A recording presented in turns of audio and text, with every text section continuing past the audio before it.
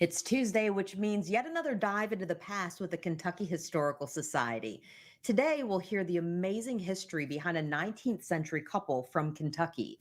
These former slaves turned entrepreneurs became an incredible success story long before slavery was even abolished. Their lives and legacy were not forgotten thanks to a few treasured items kept in Frankfurt. Doug High has the story. Two very striking portraits from 1839 in our collection here at the Kentucky Historical Society help tell the story of the Dorhams. These Kentuckians lived extraordinary lives and thrived in difficult times. 1839. Dennis and Diademia Dorham, like many prosperous 19th century Kentuckians, paid to have their portraits made. The difference is that these two people started life as slaves. Dennis Dorham was born into slavery in 1796. The following year, his owner/grandfather died and freed him and his other brothers. The will established they would receive an education.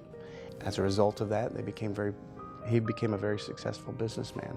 Despite mountains of cultural and legal obstacles, they became successful business and landowners in Danville, Kentucky, long before slavery was abolished. Once married, the Dorhams went on to become a prosperous and proud American family. Dennis became a leader in the Danville African American community, and 2 of their 12 children fought for the Union during the Civil War. A third son became a famed Buffalo soldier in the 1870s.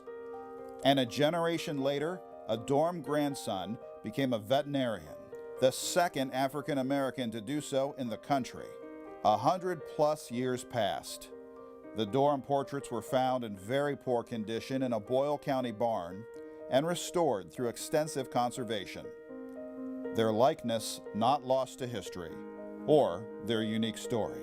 He was born a slave, she was born a slave, and yet they had a son that would fight for the Union. Just shows the complexities and the depths of Kentucky at that time period. To learn more about the Dorham family and their portraits, visit us online at History.KY.gov.